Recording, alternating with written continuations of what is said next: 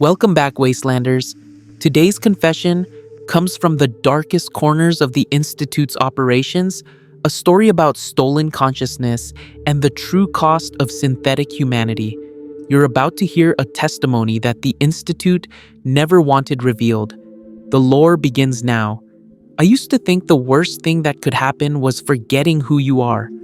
I was wrong. The worst thing is remembering who you were while watching someone else live your life with your memories, your mannerisms, your love for your daughter all perfectly copied and filed away in some underground vault of stolen consciousness. My name is Jackson Finch. At least that was my name when I was human, before the Institute turned me into Memory Bank 7834. Before they made me into this green-skinned monster who can barely remember his own daughter's face, but can't forget the 17 hours I spent paralyzed in that white room. I was a traitor. Good one too. Ran routes between Diamond City Goodneighbor and Bunker Hill for 15 years. Knew every raider checkpoint, every safe house, every shortcut through the ruins. I had a daughter named Emma. She was 8 years old, loved collecting bottle caps, and had her mother's smile. Her mother, Sarah, died to raiders when Emma was 3. After that, it was just me and her. I worked the routes she stayed with Old Man Stockton at Bunker Hill when I was gone. Simple life. Dangerous, sure, but it was ours. That was 2 years ago. 2 years since they took me from Bunker Hill in the middle of the night. I remember it was a Tuesday, late October, 2285. I just finished a run from Diamond City, sold off some pre-war tech I'd scavenged from a building in the fens. Good haul. Made enough caps to get Emma new shoes and maybe a real gun for when she got older. She was getting to that age where she needed to learn to protect herself. I was going to teach her to shoot. Never got the chance. I was staying at the Savoldi place, the common house where traders bunked when they came through. I remember lying down on that thin mattress, thinking about Emma, sleeping safe in Kessler's shack, thinking about maybe settling down, opening a shop, giving her a normal life. Then I heard it. That sound, like reality was tearing open. That's what teleportation sounds like when you're on the receiving end. Blue light flooded the room so bright it hurt. I grabbed for my pistol, but something hit me, some kind of shock weapon that froze every muscle in my body. I couldn't move, couldn't scream, could only watch as these figures in white coats materialized around me. Coursers. I'd heard the stories everyone in the Commonwealth had. The Institute's hunters synths, so advanced they could walk among humans undetected. But I'd never believed I was important enough to warrant their attention. I was just a traitor, just a father trying to survive. The last thing I saw before they drugged me was the Bunker Hill monument through the window, that tall obelisk, pointing at the stars like an accusing finger. I woke up strapped to a surgical chair, not tied down, strapped, heavy metal restraints across my chest, arms, legs, forehead. The chair was tilted back at 45 degrees, so I was staring at the ceiling. White ceiling, white walls, white lights so bright they burned. Everything was white, except for the machines. Banks of computer screens showing data I couldn't understand, and this device hanging over my head like a mechanical spider with a dozen thin arms ending in needles. There were 3 of them at first, scientists in white coats with institute patches on their shoulders. They talked about me like I was a specimen on a lab table, like I couldn't hear them. One of them, a woman with dark hair pulled back tight, was reading from a datapad. Subject designation 7834, Jackson Finch, age 42, Commonwealth trader, primary routes, Bunker Hill to Diamond City. No known institute associations, no significant radiation exposure, excellent cognitive function based on preliminary scans. She looked at me then, right in the eyes, and smiled. Not a cruel smile, not even an unkind one, just professional, clinical. Subject's hippocampus shows excellent preservation, will commence extraction of experiential data at 0600 hours. I tried to talk, tried to beg, tried to ask what they wanted, but whatever they drugged me with had paralyzed everything except my eyes and my ability to breathe. I could only lie there and listen as they discussed the procedure. The woman, I later learned her name was Dr. Loken, explained to a younger scientist that they needed authentic behavioral patterns for their infiltrator units, that the synth replacements worked best when they had real memories to draw from real experiences to mimic. That I was particularly valuable because my trade routes meant I had extensive knowledge of Commonwealth settlements and their inhabitants. Then, Dr. Loken said something that made my blood freeze. We'll need to extract the daughter's information as well. The emotional attachment could be useful for long-term deep cover operations. File a requisition for the child, Emma Finch, age 8. We'll process her next week. That's when I started fighting. Not physically, I couldn't move, but inside in my mind, I was screaming, I was thrashing, I was begging them not to touch my daughter.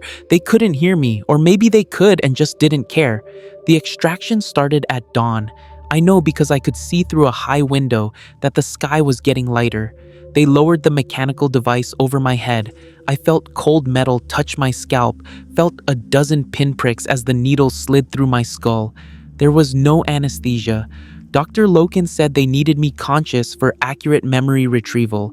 Said unconscious memories weren't as vivid, weren't as useful. Have you ever felt your memories being pulled out of your head? It's not like forgetting. Forgetting is passive, gradual, natural. This was active, surgical. It felt like hooks sinking into my brain and dragging pieces out. I felt each memory as it was copied. My wedding day, the birth of my daughter, Sarah's death, Emma's first words, trading negotiations, settlement layouts, people's faces, names, habits. 17 hours. That's how long it took them to download everything that made me who I was. They had screens all around the room, showing my memories as they extracted them. I watched my life play out like a holotape. I saw Sarah teaching Emma to count bottle caps. I saw myself bargaining with raiders using information about their habits that I'd gathered over years. I saw private moments, intimate moments, things I'd never told anyone, all of it being recorded, cataloged, filed away. They were taking everything, not just facts but feelings, not just events but the emotions attached to them. The grief I felt at Sarah's funeral, the joy when Emma laughed, the fear during close calls with super mutants, all of it extracted and measured and saved. Dr. Loken kept up a running commentary for the other scientists. She'd point at the screens and explain what made certain memories valuable. See here the way he instinctively assessed the raider's weapon before negotiating. That's experienced trader behavior. Very useful. Or, note the emotional resonance in the daughter memories. Strong paternal attachment. We can use this for long-term cover identities. A synth with this kind of emotional depth will be nearly impossible to detect. Halfway through, maybe hour 9, they brought out my replacement, wheeled it in on a gurney. Wheeled him in. I have to remember he looked human. He looked exactly like me. Same face, same scars, same calluses on my hands from years of handling cargo. He was unconscious, naked, perfect. They'd already grown him in their labs, built him from lab-grown bones and synthetic muscle. Now they were giving him my mind. They positioned him next to me so I could watch. They inserted a cable from my extraction device into a port at the base of his skull. I watched my memories flow into him. I watched his eyes move behind closed lids as he dreamed my dreams. I watched him mouth Sarah's name. I watched him smile Emma's smile, the one he'd learned from my memories of her. They were copying me. Every thought, every habit, every mannerism, they were making a perfect duplicate. If you're still with me after hearing this, hit that like and subscribe button. Hour 12, they started showing him how to walk like me, how to favor my left leg slightly because of an old injury from a mole rat bite, how to scratch my neck when I was nervous, how to hold Emma's hand with my thumb over hers, protective, the way I'd done since she was small enough to lift. The synth was awake now, practicing. A young scientist had him repeat phrases I used to say. Fair trade? Fair price? Emma, stay close to me. I'll be back by sunset, I promise. His voice was my voice. perfect pitch, perfect tone, perfect inflection, because he had 17 hours of my speech patterns to draw from. Dr. Loken walked between us, comparing. She'd have my replacement perform an action, then check it against the screens, showing my memories of doing the same thing. She was quality testing, making sure the product matched the source material. That's all I was to them. Source material, a template to be copied and discarded. Around hour 15, she started discussing phase 2. That's when I learned what happened to people after the Institute extracted their memories. They didn't let you go. They didn't even keep you imprisoned. You were genetic material now, biological waste that happened to still be breathing. Dr. Loken pulled up my file on her datapad and read aloud to her team. Subject 7834 shows acceptable radiation exposure levels, but genetic degradation typical of Commonwealth wastelanders. DNA unsuitable for further synth production. However, tissue samples may prove useful for bioscience division experiments. She looked at me then, and I saw something flicker in her eyes. Not quite guilt, maybe acknowledgement. Subject approved for FEV protocol. Phase 2 will commence immediately following memory extraction completion. FEV, forced evolutionary virus.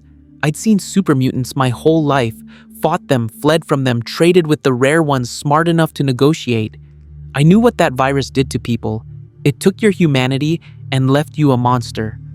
But I didn't know, couldn't have known that the Institute was the source of the Commonwealth Super Mutants, that for decades they'd been kidnapping wastelanders, extracting whatever data they needed, then using the leftovers as test subjects for their FEV experiments. The extraction finished at hour 17. They removed the needles from my skull. I felt each one slide out, felt blood trickle down my face. The paralysis drug was wearing off. I could move my fingers now, could turn my head slightly. Not enough to escape, just enough to watch what came next.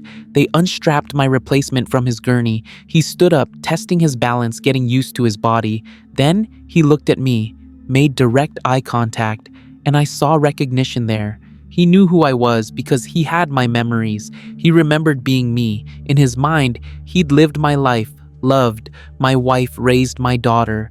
He was me, just cleaner, healthier, without the scars that 17 years in the wasteland had left on my soul. "How do you feel?" Dr. Loken asked him. He touched his chest, his face like he was making sure he was real. Then he spoke in my voice. "I feel like I've been asleep for a long time, like I'm waking up from a bad dream." He looked at me again. "That's what you told Emma after Sarah died, when she had nightmares. You'd tell her she was waking up from a bad dream and everything would be okay now." I wanted to kill him. I wanted to scream that those were my words, my memories, my daughter. But all I could do was stare as Dr. Loken smiled and made a note on her datapad. Excellent integration. Subject demonstrates full access to source memories and appropriate emotional responses. Cleared for surface deployment. They dressed him in my clothes, the ones they'd taken when they first brought me here. My jacket with the burn mark on the sleeve from a cooking fire. My boots with the left sole starting to separate. My pack with Emma's drawing tucked in the inside pocket, the one she'd made of the two of us holding hands. He checked the pack and found the drawing. He looked at it and smiled. My smile. Emma's smile. The smile I'd given her 1,000 times when she showed me her artwork. Then, Dr. Loken gave him his mission briefing. He was being placed back at Bunker Hill. The Institute had wiped security footage from the night of my abduction. As far as anyone knew, I'd simply spent the night at the Savoldi place. The synth would wake up in that same room tomorrow morning, return to his daughter, and continue my trade routes exactly as I had. But now, he'd be gathering intelligence, observing settlement defenses, identifying potential Institute targets, mapping resistance movements, living my life while spying for the people who'd stolen it. "What about Emma?" he asked, my voice asking about my daughter. The child remains a potential asset, Dr. Loken said. We filed acquisition paperwork, but director's office hasn't approved it yet. For now, maintain the father-daughter relationship. It provides excellent cover and keeps you integrated in Bunker Hill's social structure. If she's acquired, you'll be notified and a new cover story will be provided. He nodded, accepting orders to betray my daughter with the same calm efficiency I'd used when planning trade routes. Then, they led him away to a teleportation chamber. I watched him go, watched myself walk away to live my life without me. Dr. Loken turned back to me. Now then, let's discuss your contribution to Bioscience Division. She pulled up files on her screen.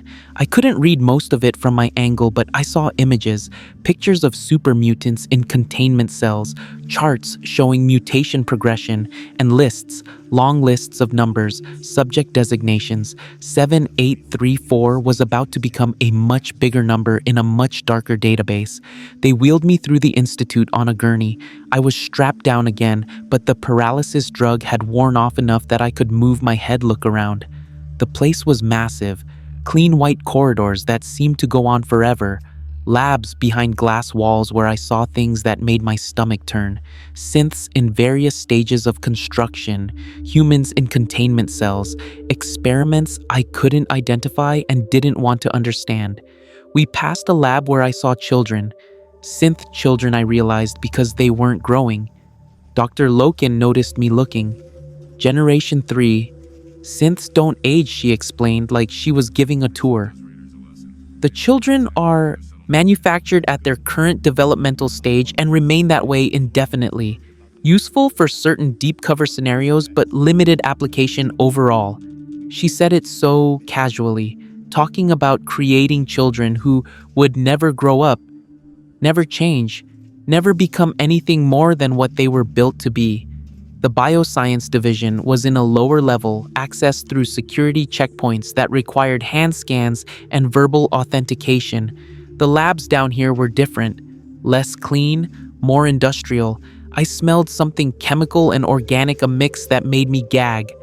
Through observation windows, I saw containment tanks filled with murky green liquid, and in those tanks shapes, human shapes but wrong, too big, too muscular, changing. They brought me to a preparation room, white tile walls, drains in the floor, the kind of room designed to be hosed down after messy work. A scientist I'd never seen before was waiting. Young man couldn't have been more than 25 with nervous hands and eyes that wouldn't meet mine. Dr. Loken handed him my file. Subject 7834, she said.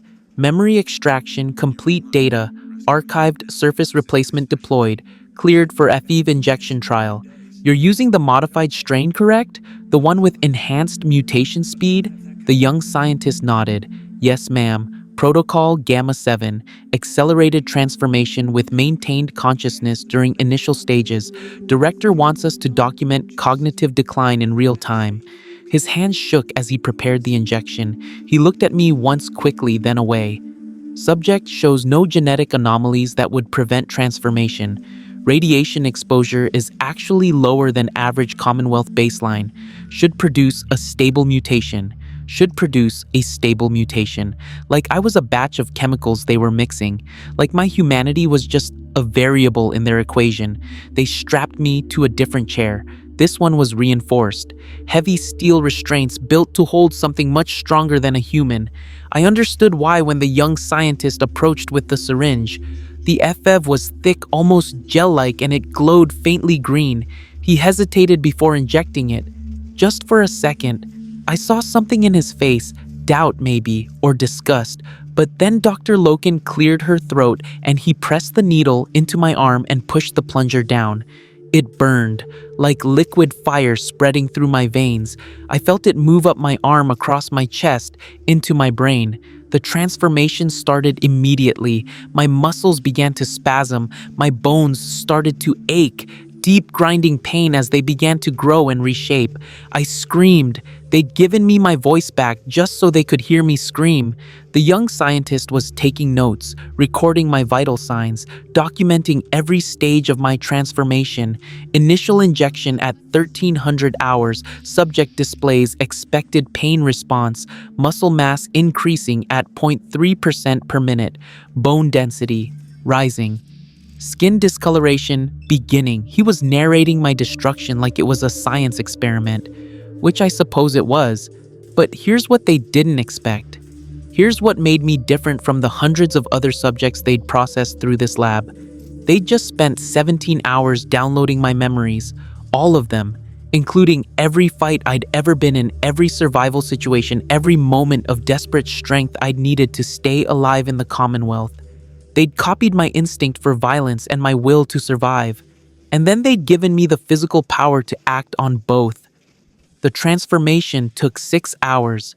6 hours of conscious mutation while they watched and recorded. I felt my mind fragmenting, felt memories slipping away like water through my fingers, but one memory wouldn't leave. The white room, the extraction chair, Dr. Loken's face. I was losing everything that made me human, but I couldn't forget the people who'd done this to me. That memory burned itself into whatever I was becoming. Around hour 4, my muscle mass had increased enough that the restraints were cutting into my skin. Green skin now thick and tough. The young scientist noticed and made a note but didn't loosen the straps. He was more worried about me breaking free than about my comfort. Smart as it turned out. Hour 5, my skull was reshaping. I could feel my brain being compressed, reorganized, simplified. Memories were disappearing. I forgot my trade routes, forgot settlement names, forgot faces of people I'd known for years, but I couldn't forget Emma, couldn't forget my daughter's face. It was like that memory had been burned so deep during the extraction that even the thief couldn't erase it. I held on to it, a drowning man gripping the last piece of debris from a shipwreck. If this story has kept you listening this far and you want more of these dark confessions from the wasteland, hit that like button. It really motivates me to create similar Fallout lores. Hour 6, the restraints snapped, not because I tried to break them, because my arms had grown so thick the metal couldn't contain them anymore. The young scientist jumped back, reaching for an alarm, but my hand was already around his throat. My new hand, massive green, strong enough to crush steel, strong enough to kill. I didn't kill him. Even with my mind fragmenting, even with rage and pain flooding what was left of my consciousness, I couldn't kill him. He was young, scared, probably didn't have a choice about working here. Instead, I threw him against the wall hard enough to knock him unconscious. Then I grabbed Dr. Loken. She didn't scream, didn't beg, just looked at me with those clinical eyes and said, "Fascinating. You're retaining more cognitive function than predicted. Subject 7834, you're experiencing stage 5 mutation but demonstrating stage 2 intelligence levels. This is highly irregular." I wanted to tell her I wasn't a subject, wasn't a number. I was. Jackson Finch and I had a daughter named Emma, and I would die before I let them take her. But when I opened my mouth, what came out wasn't words, just a roar, a sound of pure rage that came from somewhere deep in my chest. The FEV had taken my voice even if it couldn't quite take my mind. I dropped Dr. Loken and ran, smashed through the lab door like it was paper. Alarms started blaring, red lights flashing, synth security guards materializing from doorways. I fought my way through them. My new body knew how to fight, even if my mind was struggling to direct it. Raw instinct, survival programming burned into me by 17 years in the wasteland and 17 hours on an extraction table. I found myself in a corridor I didn't recognize, had to backtrack. My memory was failing. I couldn't remember which way I'd come, couldn't remember the layout they'd wheeled me through, but I could smell something. Chemical and organic, the smell from the containment tanks. I followed it deeper into bioscience division. That's when I found them. The memory banks, not people anymore, just storage. A massive room filled with computer servers, and on every terminal screen faces, thousands of faces, Commonwealth citizens who'd been processed through the same extraction I'd survived. Their memories cataloged and filed, their lives reduced to data. I stopped at one terminal. My mutating fingers were too big for the keyboard, but I managed to pull up files. Subject designations running from the hundreds into the thousands. I was 7834, but there were entries going back to the early 2200s. 60 years of kidnappings, 60 years of memory extraction. The Institute had been stealing consciousness for longer than I'd been alive. The files listed everything they'd taken, not just personal memories, but specialized knowledge, a farmer's understanding of crop rotation, a doctor's medical training, a Minuteman's tactical experience, a mother's child-rearing techniques.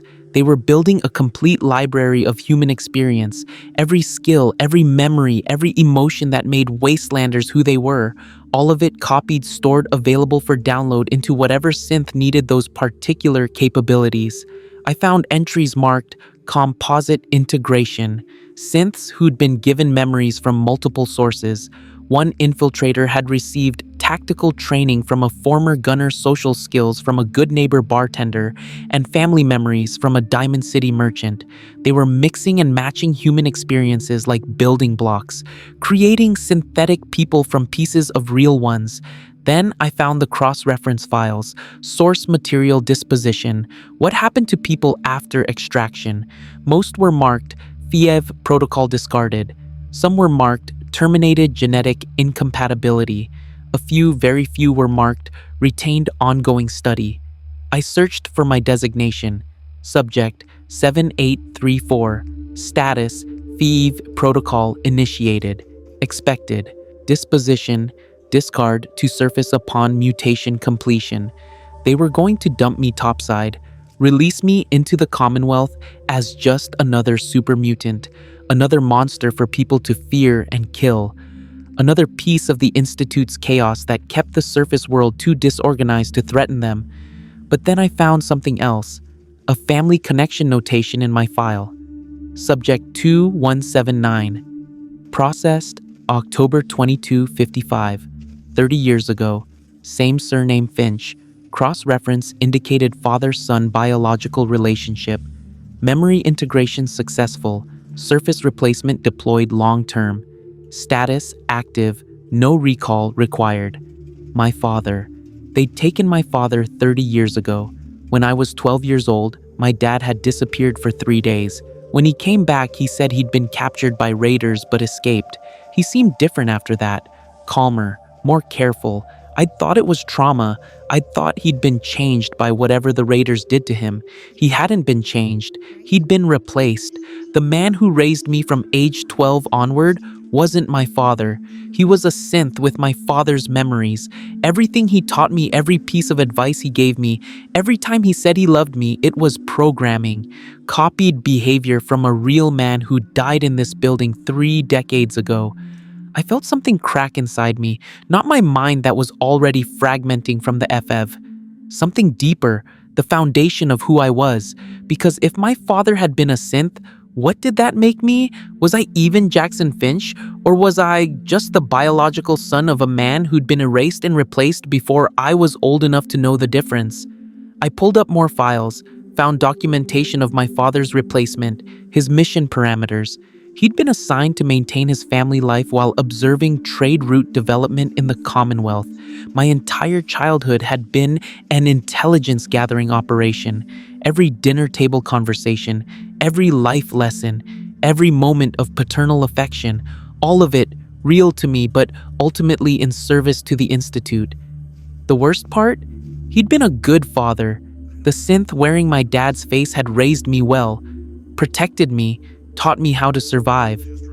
Did that make it better or worse? That the Institute's programming could be a better parent than some real humans? I didn't have time to process it. Security was closing in. I could hear combat synths in the corridor. I grabbed what data I could, ripping storage drives from the terminals. Evidence. Proof. If I survived, people needed to know what the Institute was doing. I ran deeper into the facility, found myself in the FEV lab proper, the place where they'd been creating super mutants for decades, huge vats filled with green liquid, observation chambers with reinforced glass, and subjects, dozens of them, in various stages of transformation. Some were still human enough to scream, others had already lost that ability, reduced to roaring and pounding against their restraints. One vat held a woman. I could still see her face through the green fluid, still see the terror in her eyes as her body mutated around her consciousness. She was awake. They were all awake. The Institute kept them conscious during the transformation because it produced better data, more detailed documentation of the mutation process. How many people in the Commonwealth were actually super mutants created by the Institute? How many of the monsters we fought and feared and killed had been wasteland citizens just trying to survive? Farmers, traders, settlers, parents, all of them kidnapped, processed, mutated, and discarded. I smashed the vats, everyone I could reach, released the subjects inside. Some attacked me immediately, too far gone to recognize I was trying to help. Others just ran, escaping into the Institute's corridors. Chaos. That's what I created. Enough chaos to cover my escape. I found maintenance tunnels, service passages that the Institute's cleaning synths used. My enhanced strength let me tear through locked doors. My mutating bulk let me smash through barriers. I didn't know where I was going, just away from the white rooms and the extraction chairs and the clinical voices cataloging human suffering. I emerged in something called the reactor chamber, massive, industrial, the Institute's power source. I could feel heat radiating from the core, could see technicians fleeing as alarms blared and escaped FEV subjects rampaged through their pristine facility. That's where I found the relay, the teleportation device they used to access the surface. It was locked down, security protocols engaged, but I had one advantage. During my rampage through bioscience, I'd grabbed a synth security officer, broken his neck and taken his hand. Not proud of it, but survival doesn't care about pride. I used the severed hand to activate the relay, slapped it against the biometric scanner. The system accepted it, started cycling up. I had maybe 30 seconds before coursers would arrive to stop me. I could see them materializing in the distance, faster than human, stronger than human, programmed for one purpose: retrieve Institute property. I was Institute property now. Subject 7834, a failed experiment that had broken containment. The relay activated. Blue light surrounded me, reality twisted. I felt myself being pulled apart and reassembled, and then I was standing in the glowing sea, miles from any settlement, in the most irradiated hellscape in the entire Commonwealth. The Institute had dumped me in the one place where nobody would find me, where even if I survived, I'd be just another mutant shambling through the wastes. They'd calculated it perfectly, disposal without having to pull a trigger. But I survived. The FEV made me resistant to radiation, made me strong enough to fight off the rad scorpions and deathclaws that called the glowing sea home. And it didn't take my mind completely, not like it was supposed to. Maybe because they just extracted my memories and some of that data was still fresh in my brain. Maybe because I was special somehow, or maybe just luck. I made my way north, took weeks. I avoided settlements because I knew what I looked like. Green skin, massive frame, the face of a monster. But inside, I was still Jackson Finch, still a father desperately trying to get back to his daughter. When I finally reached the outskirts of Bunker Hill, I hid in the ruins across from the main gate. I watched for 3 days, and on the third day I saw them, my replacement and Emma. They were leaving the settlement together. He was taking her on a supply run to a nearby settlement, teaching her the trade routes the same way I'd planned to. She was laughing, happy. She held his hand the exact way she used to hold mine, thumb over hers, protective. She looked up at him with complete trust, complete love, and he looked back at her with my face and my smile and my memories of loving her. I wanted to call out to her, wanted to tell her it was me, that her real father was right here, that the man she was with was a copy, a fake, a thing made in a lab. But What would she see if I stepped out? Not her father, a super mutant, a monster. She'd scream, he'd protect her, probably kill me, and she'd never know the truth. So I let them go, watched my daughter walk away with my replacement, watched him live my life better than I could now. Because he had all my memories of being her father, but none of the trauma of what had been done to me. He could love her purely. Couldn't I? Not anymore. Now when I looked at her, I saw the Institute requisition form. Emma Finch, age 8, approved for acquisition pending operational need. They still wanted her. My daughter was still on their list, a potential asset, and the thing wearing my face would hand her over the moment he received orders. Because he wasn't me. He was a machine programmed with my memories, and when the Institute activated his protocols, all those memories of loving Emma would take a backseat to his prime directives. I couldn't protect her anymore, couldn't even talk to her, but I could try to stop them from taking anyone else. I've spent the last 2 years hunting the Institute. Not physically, I can't get back inside, but hunting their operations, their surface agents, their kidnapping patterns. I've saved maybe a dozen people from being taken, killed 3 coursers that I know of, disrupted enough of their missions that they've probably updated my file from discarded to active threat. Other super mutants in the Commonwealth recognize me sometimes, not consciously, but I see something flicker in their eyes when they look at me, like they remember being human, like somewhere deep in their mutated brains they know they were someone before the Institute made them into monsters. We're all broken memory banks, walking data storage that the Institute filled up and threw away. I found others like me, super mutants who retained more intelligence than they should have. There's one who used to be a doctor. She can barely speak anymore, just grunts and broken words, but she still tries to heal injured wastelanders she comes across. Her hands shake when she works, but she remembers. Somewhere in that green mutated skull, she remembers taking an oath to do no harm. There's another who was a Minuteman. He still wears pieces of his old uniform torn and stretched across his massive frame. He attacks raiders on sight, protects settlements even though the settlers shoot at him, because he remembers his duty even if he can't remember his name. The Institute created hundreds of us, maybe thousands over the decades, released us into the Commonwealth to spread chaos and fear, but they didn't count on some of us remembering, didn't count on the FEV failing to completely erase what they'd burned into our brains during extraction. We're their mistake, their failed disposal protocol. I've been documenting everything I learned, using a salvaged terminal I found in a raider camp. My fingers are too big for the keys, so it takes hours to type even simple sentences, but I'm recording it all. The memory banks, the extraction process, the composite synths, the 60 years of kidnappings, proof that the Institute isn't just replacing a few key people. They're systematically cataloging human consciousness. Think about what that means. Every major settlement leader's decision-making process is in their database. Every trader's knowledge of supply routes, every soldier's tactical training, every parent's understanding of how to raise children. They have a complete psychological profile of the Commonwealth. They know how we think, how we react, how we love and fear and hope. They've stolen the collective consciousness of the wasteland, and they're using it to build better infiltrators. Synths that don't just look human, but think human, feel human, dream human, because they're made from the extracted experiences of real humans.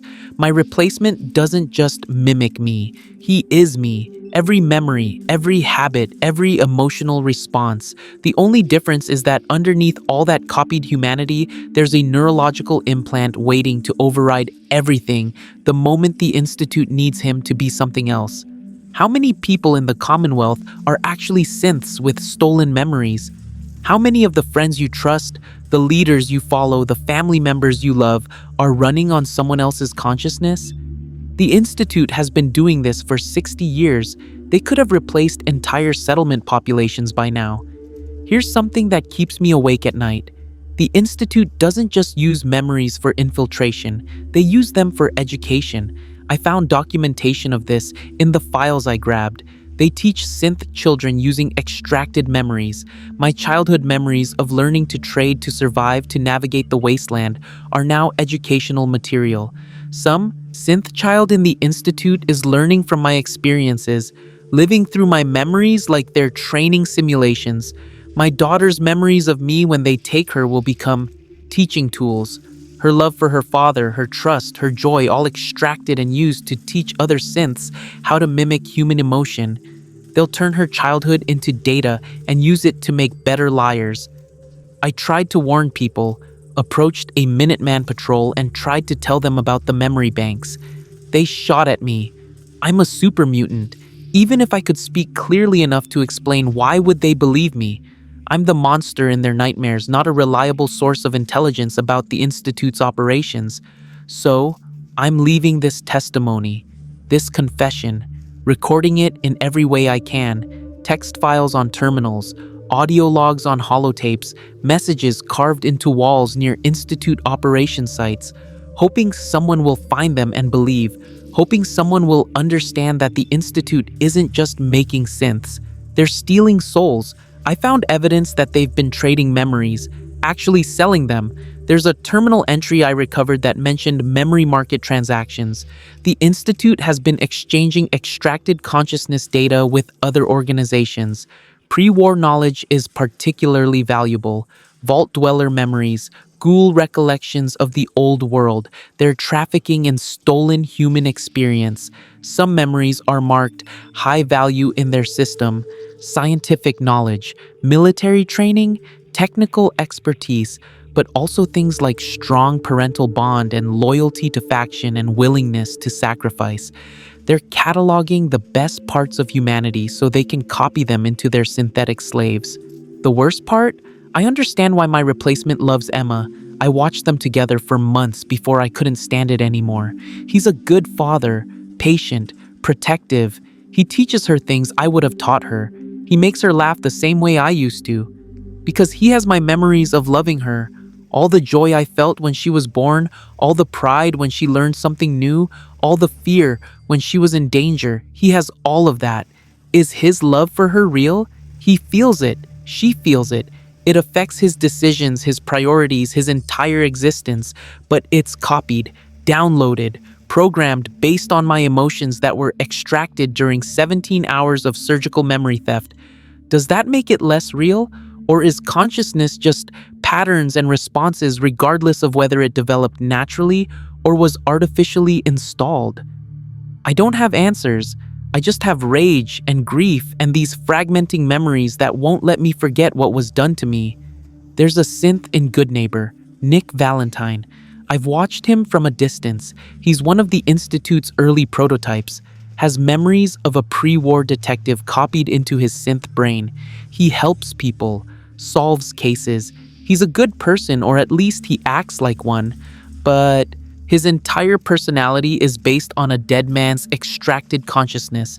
Is Nick Valentine the detective, or is he a machine wearing the detective's stolen mind? I thought about approaching him, telling him what I know. But what would I say? You're built from stolen memories, just like my replacement, and the Institute has thousands more memory banks they're using to build better versions of you? Would that help him? Or just destroy whatever piece he's found? The Institute's memory extraction doesn't just hurt the people they take, it hurts everyone who knew them. Emma lost her real father but doesn't know it. She's building new memories with a copy, and those memories are just as real to her as the ones she has of me. When she's older and looks back on her childhood, she'll remember her father teaching her the trade routes, protecting her, loving her. She'll never know that man was a synth with downloaded emotions. If this confession meant something to you, leave a like.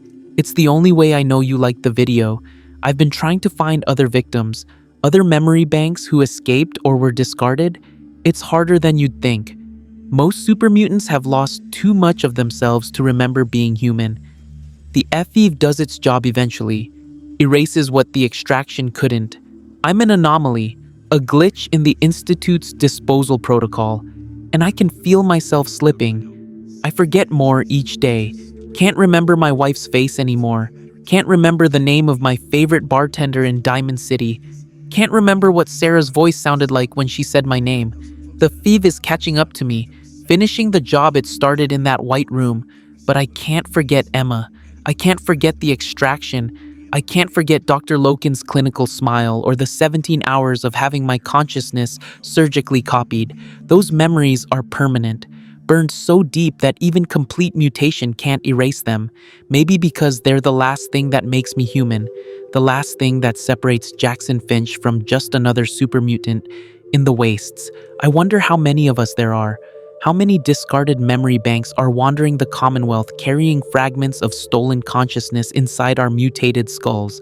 The Institute's dirty secret isn't just that they create super mutants, it's that each one used to be someone. A person with a life, a family, hopes and dreams and fears. We're all someone's missing father or mother or child, someone's kidnapped friend, someone's unresolved mystery, and our memories are still in their database, still being used, still teaching synths how to be human by showing them what it's like to be us. The Institute has built the most complete library of human experience ever created, and they did it by stealing consciousness from people who never consented to being archived. What happens to consciousness when it's copied? Am I still me if a perfect copy exists with all my memories? Is my replacement more Jackson Finch than I am now because he has my humanity without the trauma of mutation? These are questions I think about while hiding in the ruins, watching my daughter grow up with a father who remembers being me. I'm leaving these testimonies throughout the Commonwealth, hidden in abandoned buildings, buried near Institute operation sites, uploaded to terminals and settlements, hoping that eventually someone will piece together the truth. That the Institute isn't just replacing people, they're harvesting consciousness, building a database of stolen souls. To whoever finds this, whoever's listening, I need you to understand something. The Institute sees wastelanders as raw materials, not people. We're source code to be copied, biological templates to be extracted, genetic samples to be tested. They don't hate us, they just don't see us as human enough to matter. And that's more terrifying than hatred, because you can fight hatred. You can defend against malice. But how do you fight indifference? How do you make someone care about your humanity when they've already reduced you to data in their memory banks? My name is Jackson Finch. I was a traitor, a father, a survivor. The Institute made me into Memory Bank 7834 and then into just another super mutant monster. But I'm still here, still remembering, still warning anyone who'll listen. They're coming for more of us. The memory extraction program never stopped. Every mysterious disappearance, every person who vanishes in the night, every settler who returns acting slightly different. Could be the Institute, could be their coursers, could be another consciousness about to be stolen and archived. Watch for the signs, the blue light of teleportation, the too perfect copy, the loved one who remembers everything but feels slightly wrong. Question the people you trust, not with paranoia but with awareness, because the Institute's greatest weapon isn't their synths or their coursers or their fev. It's that we can't tell the difference between real and copy anymore. Emma will never know her real father is a super mutant living in the ruins watching her from a distance. She'll grow up with my replacement. Maybe she'll be happy. Maybe he'll protect her better than I could have. Maybe his copied love is enough, but she's still on their list, still a potential asset. And one day, if the Institute decides they need her, my replacement will hand her over. Because underneath all those memories of being her father, he's programmed to serve the Institute. And when they activate his protocols, Emma will disappear into a white room with extraction needles and 17 hours of conscious memory theft. Unless someone stops them first. This is my testimony, my confession, my warning. The Institute is building a library of stolen consciousness, and we're the books, discarded once they've copied our contents, left to shamble through the wastes or live false lives in our stolen identities. Remember us. Remember that we were human once. Remember that every super mutant might be carrying fragments of a person who was kidnapped and broken and discarded. And remember that anyone could be next, including you. My name was Jackson Finch. I remember.